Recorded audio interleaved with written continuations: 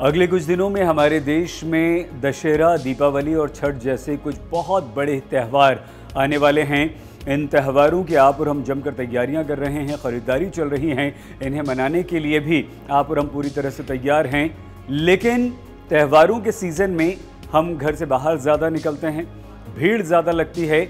इसे देखते हुए प्रधानमंत्री नरेंद्र मोदी ने देश को संबोधित किया था और ये कहा था कि सावधानी बरतने की सख्त जरूरत है। प्रधानमंत्री नरेंद्र मोदी के बाद संस्कृति मंत्री प्रहलाद सिंह पटेल ने भी अपने मंत्रालय की तरफ से गाइडलाइंस जारी त्योहारों के सीजन में कर दी हैं। तो सबसे पहली और अहम गाइडलाइन ये है कि कंटेनमेंट जोन में किसी भी तरह के धार्मिक कार्यक्रम की इजाज़त नहीं दी गई है। भीड़ लगाने की या लोगों के इकट्ठा होने की परमिशन यहाँ पर नहीं है। साथ ही साथ केंद्र सरकार ने राज्य सरकारों को ये सलाह दी है कि वो अपने हिसाब से और भी सावधानियां यहाँ पर बरत सकते हैं। इसके अलावा संस्कृति मंत्रालय की तरफ से प्रहलाद सिंह पटेल ने जो निर्देश अपने मंत्रालय को दिए हैं, वो जो गाइडलाइंस हैं, आइए हम आपको बताते हैं। नवरात्र चल रहे हैं, उसके बाद दशहरा है, दीपावली है, छठ है, दुर्गा पूजा है। अब संस्कृति मंत्रालय की तरफ से अपनी गाइडलाइंस में साफ ये कहा गया है कि आप कोई भी समारोह करें, वहां पर 6 फीट की दूरी रखना अनिवार्य है। इसका पालन आपको सख्ती से करना होगा।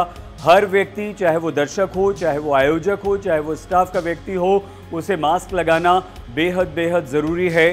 किसी भी पंडाल या किसी भी पूजा स्थल पर या किसी भी ऐसी जगह पर जहां पर आप त्यौहार के लिए इकट्ठा हो रहे हैं, उसके एंट्री और एग्जिट पॉइंट पर नो टच सैनिटाइज़र होना बहुत ज़रूरी है। आपको खुद को सैनिटाइज करना है, अंदर जाते वक्त भी, बाहर आते वक्त भी। इसके अलावा जो स्टाफ इस काम में लगा हुआ है, जो आयोजक हैं, इन कार्यक्रमों को जो आयोजित कर रहे हैं, उन लोगों को कोरोना गाइडलाइंस के लिए पहले से प्रशिक्षित करना भी अनिवार्य कर दिया गया है संस्कृति मंत्रालय की तरफ से। वहां मौजूद हर व्यक्ति के फ़ोन में आरोग्य सेतु होना अनिवार्य है, उसके बिना एंट्री नहीं दी जानी चाहिए। अगर आप ऐसी जगह पर खांसते हैं, छींकते हैं, तो अपना मुंह कोहनी से ज़रूर ढकें, कपड़े से ज़रूर ढकें। लेकिन यदि इस कार्यक्रम के दौरान लगे कि किसी की भी ज़रा सी तबीयत ख़राब है, उसे बुखार आ रहा है, उसे ज़्यादा छींक आ रही है, तो राज्य या ज़िला हेल्पलाइन को तुरंत उसकी सूचना देनी होगी।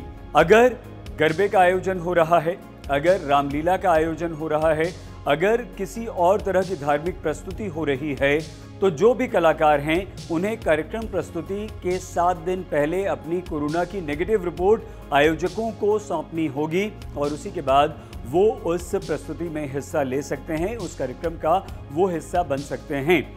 इसके अलावा रिहर्सल करते वक्त ही मास्क हटाया जाएगा, अन्यथा जितने भी कलाकार हैं वो हमेशा मास्क पहने रहेंगे। संस्कृति मंत्रालय की गाइडलाइंस में ये भी कहा गया है कि कोशिश करें कलाकार कम से कम आपस में बात करें, रिहर्सल करें तो दूरी बनाए रखें। इसके अलावा रिहर्सल करने से पहले स्टेज को सैनिटाइज किया जाएगा, बाद में सैनिटाइज किया जाएगा, और जब कार्यक्रम की प्रस्तुति होगी उससे पहले तो पूरे स्टेज को बहुत अच्छी तरह से सैनिटाइज किया जाएगा और बाद में भी सैनिटाइज करना मंत्रालय की गाइडलाइंस में अनिवार्य कर दिया गया है। नई गाइडलाइंस में ये भी कहा गया है कि समारोह के बाद पुरस्कार वितरण समारोह नहीं होगा और इससे बचा जाएगा। इसके अलावा जो दर्शक आएंगे, गाइडलाइंस में उनके लिए बहुत सारी बातें कही गई हैं।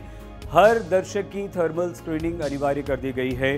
थर्मल स्क्रीनिंग के बाद ही उसे अंदर जाने की इजाज़त दी जाएगी। अगर जिस जगह पर यह कार्यक्रम हो रहा है, दुर्गा पूजा, रामलीला या कोई अन्य धार्मिक कार्यक्रम, तो वहाँ उस जगह की, उस ऑडिटोरियम की, उस हॉल की, या अगर पंडाल लगाया गया है तो वहाँ जो कुल क्षमता है उसका 50% यानी कि कुल क्षमता के 50% लोग या अधिकतम ज़्यादा से ज़्यादा 200 लोगों को अनुमति दी जाएगी।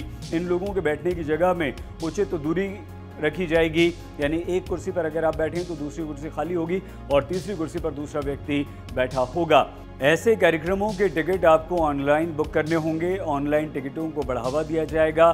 अगर मान लीजिए कार्यक्रम स्थल, समारोह स्थल पर भी अगर आपको टिकट लेने हैं तो वहां पर खिड़की पर भी उचित दूरी रखी जाएगी और वहां पर कैशलेस पेमेंट को बढ़ावा दिया जाएगा, यानी कि आप नोट या पैसे नहीं दे सकते, आपको कैशलेस पेमेंट ही यहाँ करना होगा।